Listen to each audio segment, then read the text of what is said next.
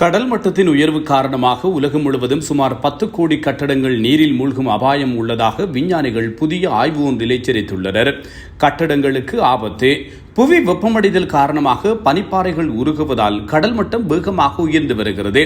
இதனால் கடற்கரையோரங்களில் உள்ள சுமார் 10 கோடி வீடுகள், அலுவலகங்கள் மற்றும் தொழிற்சாலைகள் இந்த நூற்றாண்டின் இறுதிக்குள் நீரில் மூழ்கக்கூடும் என எச்சரிக்கை விடுக்கப்பட்டுள்ளது.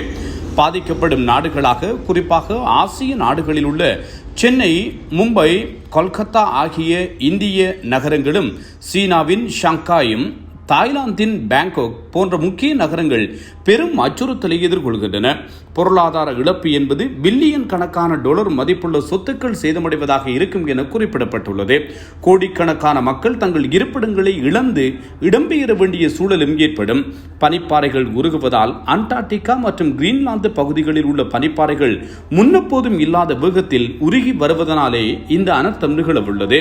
கடல் நீர் வெப்பமடையும் போது அது விரிவடைந்து அதிக இடத்தை ஆக்கிரமிக்கிறது. இது கடல் மட்டத்தை உயர்த்துகிறது.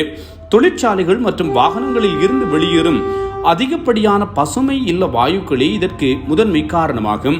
விஞ்ஞானிகளினுடைய பரிந்துரையின் பிரகாரம் விஞ்ஞானிகள் இந்த பேரழிவை தடுக்க உலக நாடுகள் உடனடியாக ஒன்றிணைந்து செயற்பட வேண்டும் என்று வலியுறுத்துகின்றனர்.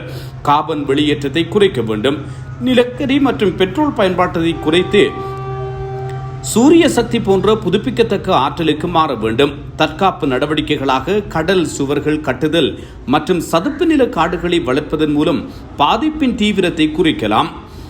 இந்த ஆய்வு முடிவுகள் மனிதகுலம் பருவநிலை மாற்றத்தை எதிர்கொள்ள வேண்டிய அவசியத்தை மீண்டும் ஒருமுறை உரக்கச் சொல்லியுள்ளதாகவும் செய்திகள் குறிப்பிடுகின்றன. எது எவ்வாறாயினும் நீண்ட காலமாக எச்சரிக்கப்படுகின்ற இந்த பருவநிலை மாற்றம் தொடர்பில் இப்போதைய மனிதகுலம் நிச்சயம் சிந்தித்து செயற்பட வேண்டும்.